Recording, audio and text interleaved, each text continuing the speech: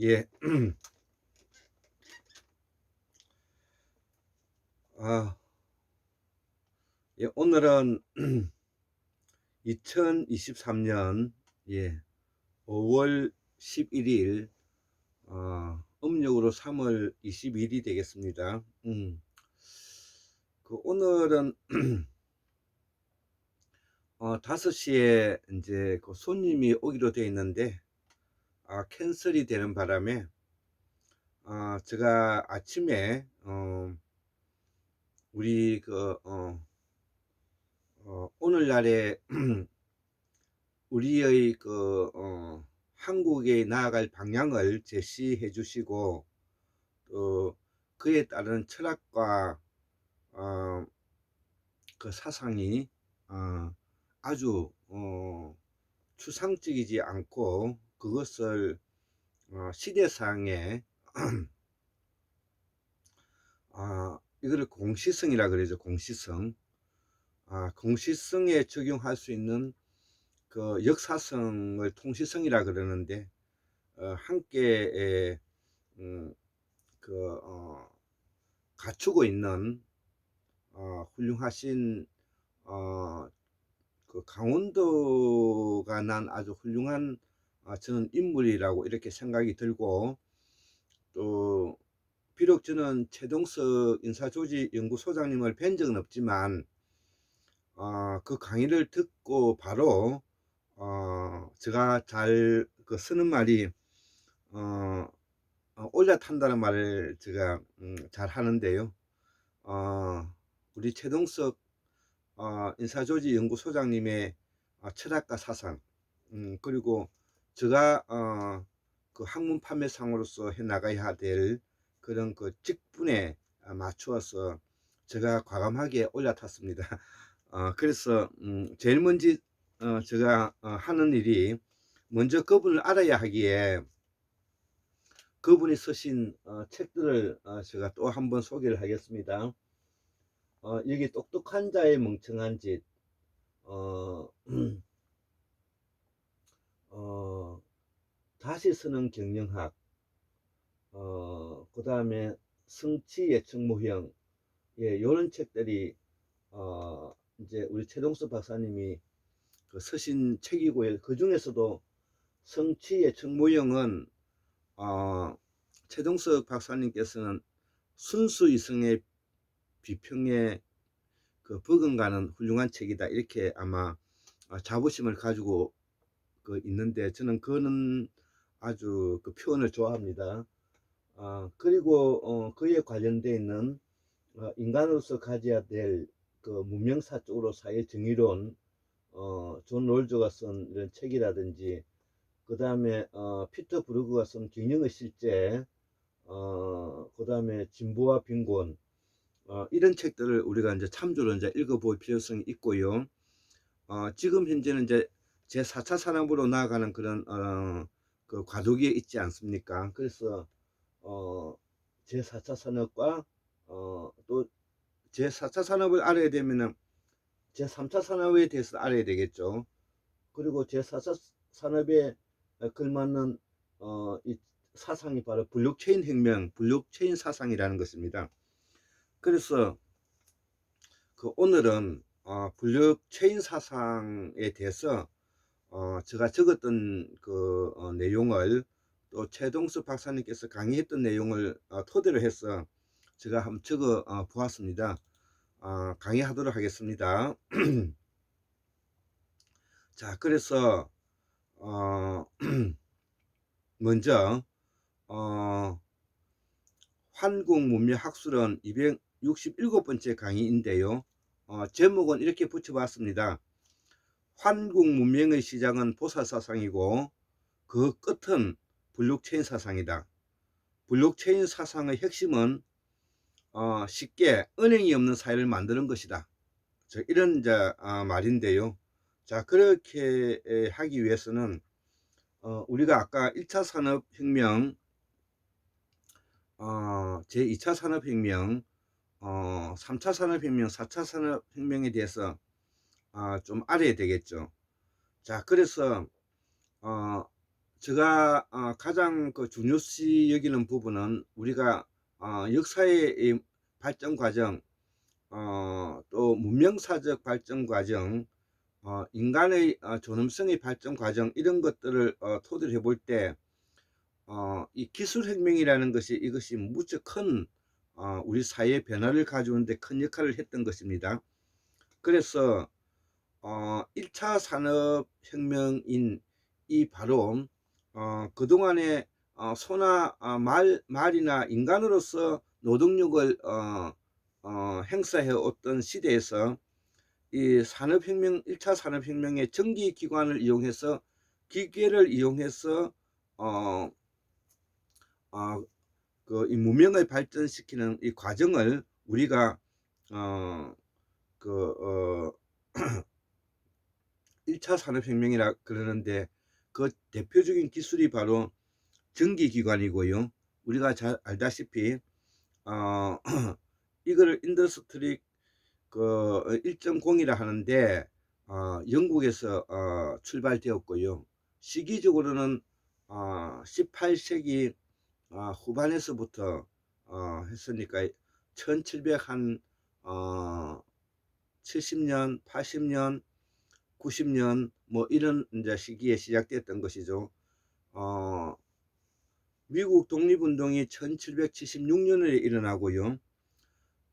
프랑스 혁명이 1789년도에 일어났으니까 우리가 루소라든지 이 칸트라든지 이런 근대 철학자들이 나오는 시점이라고 봐도 될 것 같습니다. 자, 그리고 난 이후에 우리가 그 2차 산업혁명이 이제 시작되었는데, 바로 그것이 이제 전기기관에서 전기를 이용한 시대로 이제 들어온 것이죠. 자, 그래서 우리가 영국 다음에 이제 그 세계 패권을 가지게 된 나라가, 우리가 잘 알다시피 1차 세계대전과 제2차 세계대전을 겪으면서 미국이 급부상하게 되지 않습니까? 그래서 우리가 미국이 이 제2차 산업혁명을 주도하게 되고, 그 제2차 산업혁명의 가장 핵심적인 기술이 바로 이 전기가 되는 것이에요. 전기. 자, 그래서 이것이 이제 전기기관차라든지 이 전기기관에서 한 100년 동안의 기술을 가지고 오다가, 우리가 19세기 말에, 그러니까 20세기 1890년도 되겠죠. 1890년도 예, 이제 19세기 말이 되는 것이죠.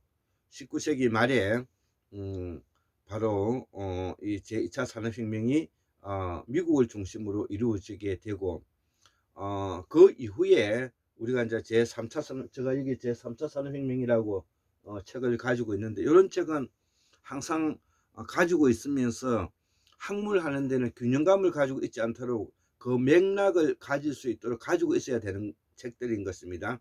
그래서 제3차 그 산업혁명이 이제 일어나게 됐는데, 이 대표적인 나라가 미국이라든지 독일이라든지 일본이라든지 이런 나라들이죠. 뭐 러시아도 포함되겠죠. 그래서 이 제3차 산업의 가장 핵심적인 기술은 바로 전자기술이죠. 전자기술. 자, 그래서 이 3차 그 3차 산업혁명이 바로 1960년도에서 1960년대 말에 1960년도 말에 뭐냐면은 이런 소프트웨어나 그 다음에 컴퓨터가 나오면서 급속도로 뭐냐면은 이 기술이 발전하게 되었던 것이죠.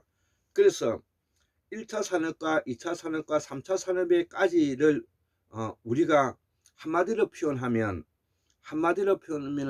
기술을 가진 놈들이 다 착취해간 구조다. 기술을 가지고 그거를 주도했던 사람들이 모든 부를 뭐냐면은 착취해 갔기 때문에 부의 불평등이 이루어진 시기라고 말할 수밖에 없고, 여기에 따른 생산성 향상이 뭐냐면 가져온 것이죠. 자, 그래서 이러한 시기가 1960년대 말, 우리도 마찬가지죠. 우리가 지금 부터 한 70년 전까지 지금까지 우리가 바로 이러한 부분에 노출되어 있기 때문에 형식적인 민주주의를 이루고 있지만 실질적인 민주주의를 이루기가 어렵고요. 우리 사회 체제는 바로 중앙 중심으로 중앙 집권화가 되고, 그 중앙 집권화가 바로 서울과 경기 지역의 모든 인구가 지금 현재 올라와 살고 있는 상황이 되었고, 지금 현재 다른 지방에는 모두 다 할아버지나 어린애 할아버지들만 지금 현재 그 땅을 지키고 있죠. 뭐 호남도 마찬가지고, 충청도 마찬가지고, 강원도도 마찬가지고, 경상도도 마찬가지죠. 그래서 이러한 중앙 집권적 그 사회를 뭐냐면은 우리가 타율성과 핵일성을 가지고 있는 체제였다. 그렇기 때문에 우리가 검찰 구테타 세력의 윤석열이를 비롯해서 그 검찰을 바로 최동석 인사조직연구소장님께서 말씀하시기를 이놈들은 바로 허가받은 사기꾼이다, 범죄 집단이다. 또 더불어서 우리가 과거에 엘리트 중심으로 국가가 많은 혜택을 주었던 판검사를 비롯해서 사관학교, 그 다음 의사, 약사, 변호사, 그 다음에 행정고시, 기술고시, 뭐 외무고시, 이런 이 관료 집단들에게 바로 타율성과 핵일성이 주어짐으로 인해서 우리 사회가 하나의 그 고정되어 있는 이데올로기를 가지고 모든 것이 돈이면 다 해결되고 모든 것이 자식 출세시키기에 바빴던 그런 시대로 우리가 살아왔다는 것이죠.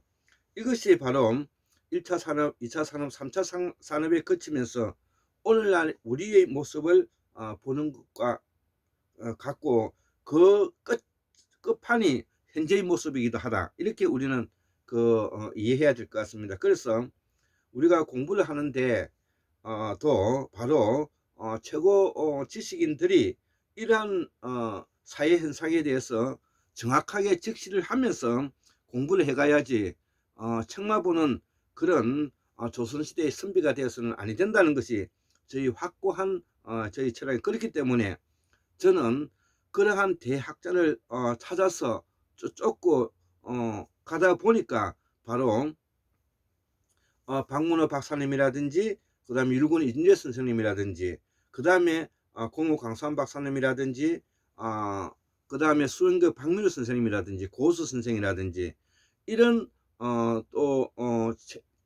그 최동석 박사님이라든지, 청균 박사님이라든지, 최춘태 박사님, 이런 성현에 버금가는, 성현에 걸맞는 이러한 우리 사회를 크게 융택하고 학문을 발전시키기에 도움을 주시는 이런 분들을 제가 뜻받들고 그분들을 숭상할 수밖에 없는 것입니다.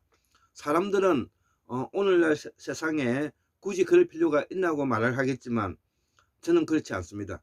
우리가 사람을 또 존중하고 사랑하는 사람과 또 학문적으로 수준이 높은 사람을 우리가 뜻받는 마음만큼 행복한 마음이 없는 것입니다. 자, 그래서 이제 이 불력체인 사상이 어떤 것이고 불력체인 사상은 어떤 것을 말하고 있는지 제가 한번 적어 보았습니다. 자, 그래서 불력체인 사상의 핵심은 언행이 없는 사회를 만드는 것이다, 이거죠. 한마디로 제가 이렇게 표현했습니다. 왜냐하면 모든 것이 중앙 집권화되어서 모든 것이 권력이 중앙 집권화에서 나오고, 윤석열은 자기 손바닥에 왕이라고 말하고 있지 않습니까? 윤석열이가 왕이라고 써왔다면 그와 관련되어 있는 모든 우리 사회의 조직과 기구의 장들은 모두 다 그에 걸맞는 그 조문하기들이죠. 자, 그래서 대표적으로 이 은행이 없는 사회를 만드는, 은행은 바로 착취 수탈 기구의 정점에 있는 것이라고 본 것이죠. 그래서 은행은 자본주의 최고 최상의 억압과 수탈 기구가 되는 것이죠. 이를 기술적으로 해결하는 것이 바로 분권화인데요. 과거에 우리가 정령신학으로 할 때 이런 것을 우리가 알아야 되는 것입니다. 정령신학 애니미즘은 바로 자연 채집 시기, 자연 수렵 시기, 자연 농법 시기에서 나온 사상인데요. 이 시대가 우리 인간들에게는 매우 평안했고 행복했던 저는 시절이었다, 이렇게 그 보수가 있는데요. 매우 뭐냐면은 기술은 발전하지 않았지만 먹을 것이 풍족하고, 특히 우리 동이족이 살았던 서해 대평원 황해, 지금 현재 황해 이 청구대로 에서는 너무나 뭐냐면은 물량이 풍부하고 살기가 좋았기 때문에 우리는 다령다신 사상으로서 자연과 친화적인 어떤 그런 사상이 나왔다고 보고요. 이후에 해수면에 물이 차오르면서 또 우리가 이 인류가 고기를 찾아 나서서 사냥을 시작하고, 또 자연농법에서 수로를 이용한 농업혁명을 하면서 우리가 정착생활을 하게 되고, 그 정착생활을 하게 되면서 이 농업을 하다가 보니까 하늘의 천문의 그 지리를 알아야 되기 때문에 천문학이 필요했죠. 그래서 천문학이 필요하고 하늘의 그 기운과 비에 의존해야 될 필요성을 가지기 때문에 우리가 가뭄이 든다든지 이럴 때는 우리가 인간이 가지고 있는 그 한계성에서 초자연적이고 초월적인 세계로 나아가는 발판을 만들었다는 것이죠. 그러면서도 여전히 인간에게 가지고 있는 이 보살 사상은 그 기조를 하고 있었다, 이렇게 저는 이제 이해하고 있습니다. 자, 그래서 이 시기에 수로를 이용한 이 농업혁명 이 시기에 초자연적이고 초월적인 그런 사상이 대두되었고, 이러한 제사의식을 통해서 하늘의 제사 지내면서 과학의 인신공양이라든지 그 다음에 동물 희생이 있으면서 이 보살 사상이 확대화되었다. 인간 존엄 중심의 현실적이고 실질적이고 구체적인 그런 사상으로 이 보살 사상이 나오게 되었다. 저는 그렇게 이해하고 있습니다. 그 이후에 바로 신석기 말기 청동기 시대와 철기 시대를 거치면서 우리가 이 사회적으로 전제 왕건 국가의 로서 인간의 억압이 최고조도의 노예제도를 가지게 되는 시점에 우리가 1910년까지 우리가 노예제도가 있었던 시기지 않습니까? 이런 수천 년 동안에 우리가 인간의 억압과 폭정이 그 심했기 때문에 여기에 인간이 가지고 있는 고통과 어려움을 극복하기 위한 초월적이고 엄밀한 윤리 도덕적 기준에 바탕을 두고 있는 인간의 정신 사유의 영적 발달이 바로 불교를 낳았고 기독교를 낳았다, 저는 그렇게 이해하고 싶습니다. 그래서 이를 극복하는 과정이 바로 오늘날의 기성 종교가 나오게 된 것이고, 이제 다시 이 기성 종교가 분권화의 시대를 맞이하면서 해체되고 있는 과정으로 가고 있다, 이렇게 저는 이해하고 있습니다. 이후에 이 한국 문명은 보살 사상에서 기술의 시대에 접어든 것이고, 1차 산업혁명, 제2차 산업혁명, 제3차 산업혁명, 제4차 산업혁명으로 지금 현재 블록체인 사상으로 왔다는 것이죠. 그래서 이 블록체인 사상은 바로 앞에서도 이야기했다시피 은행이 없는 사회를 만드는 것인데, 은행이 없는 사회는 중앙 집권화되어 있는 사회를 수평적 사회로 만든다는 것이고, 그 수평적 사회로 만든다는 것은 권력을 분산화시키고 분권화시키고 자율성을 보장하면서 이걸 관계로 네트워크화해서 인간의 존엄을 확대시켜 나가는 과정이 바로 이 블록체인 사상이다, 이렇게 이해할 수가 있는 것입니다. 자, 그래서 이러한 블록체인 사상을 바탕으로 해서 분권화해서 우리에게 개인의 맞춤형 생산과 개인 맞춤형 서비스와 개인 맞춤형 거래를 포함해서 이것이 블록체인이 해나가는 틀이라는 것이죠. 이를 우리는 분권화 사회라고 하는데, 고대 전제 국가인 황제와 왕권의 중앙 집권하에서 부족 유명체의 분권화로 가는 체제를 말한다. 이를 우리는 개인화의 환원이라고 이름 붙여보았다. 고조선의 정치 체제로 가는 것이다. 그 마지막 연명체가 바로 가야 연명이다. 그래서 제가 역사를 오랫동안 공부해 보면서 바로 고조선 시대 때 부족 연명체 국가, 그 다음에 앞에서도 이야기했지만 조선이라는 것이 달을 숭상하는 계급과 부족과 그 다음에 태양을 숭상하는 부족이 만드는 연합체다, 연명체다. 그렇게 볼 수가 있는 조선이라는 말 그 자체에 그런 말이 포함되어 있는 것입니다. 그래서 이 조선은 바로 연합국가 내지 연맹국가, 연방국가 형태를 띠고 있다는 것이죠. 그래서 이러한 연합국가, 연방국가의 형태를 가지고 있는 그 체제가 우리가 지금 현재 한반도에서도 유일무이하게 남아 있는데요. 이것이 바로 부산, 울산, 경남이라는 그 불경인데요. 이 불경이 바로 뭐냐면 가야 육국의 부족 연명체 국가로서 고구려의 고조선이 가지고 있는 정치 체제하고 같다. 그렇기 때문에 가야를 복원해야 되는 이유가 여기 있는 것입니다. 자, 이는 역사의 환원이라 하고, 그래서 앞으로 불경에서 훌륭한 인재가 많이 그 문화적으로 많이 배출될 수 있다고 저는 보는 것입니다. 우리가 뭐 조국이라든지 그 다음에 그 노무현이라든지 노회찬이라든지 박원순이라든지 이런 사람들이 다 뭐냐면 불경 출신들인 것입니다. 문재인은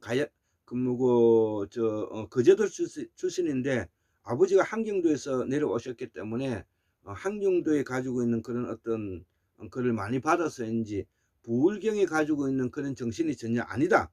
저는 이렇게 결론 내릴 수가 있습니다. 그래서 이러한 4차 산업이 바로 기술적인 시스템과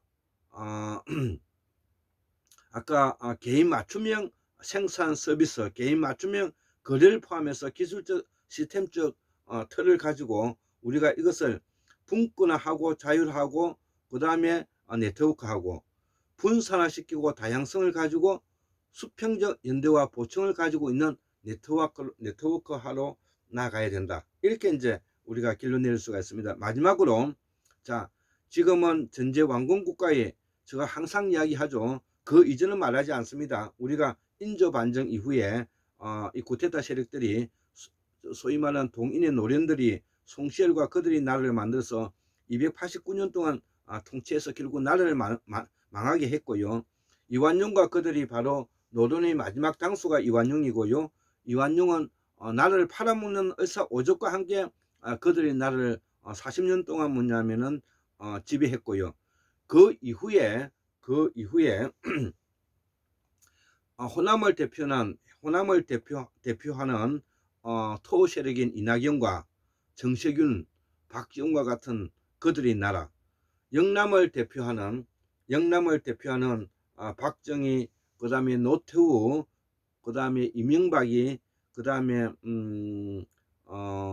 전두환의 나라, 그 다음에 충청도의 김종필, 지금 현재 윤석열의 나라, 이런 나라들이 지금 현재 우리 중앙집권 전적 왕권 국가로서의 모습을 갖추고, 그들이 뭐냐면 모든 것을 뭐냐면은 억압하고 착취하고 지배하고 명령하고 복종하게끔 했던 시대인 것입니다. 여기에 우리는 분연히 일어서서 앞으로 한국의 민주화를 견인해서 세계 민주화를 나아가기 위해서는 바로 한국사를 복원하고 태고사를 재발견하고 자연 과학 세상을 확대시켜서 우리가 그동안에 우리의 이 무지로부터 해방해 가는 길이다. 저는 그렇게 보고 있습니다. 자, 즉 그래서 마지막 정리하고 그걸 마치도록 하겠습니다.